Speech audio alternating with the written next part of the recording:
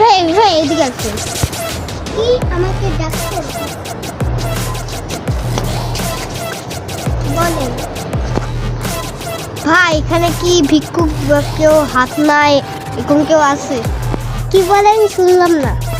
ভাই এখানে কি কোনো ভিক্ষুক বা হাত ভাঙা কেউ আছে? কেন? ওদের একটা 5 কোটি টাকা দিতাম।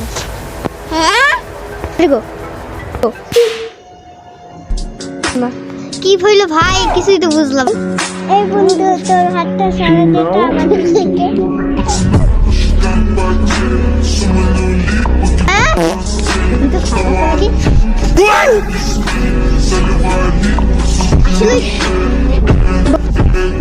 ভাই তোর একটা জিনিস নিয়ে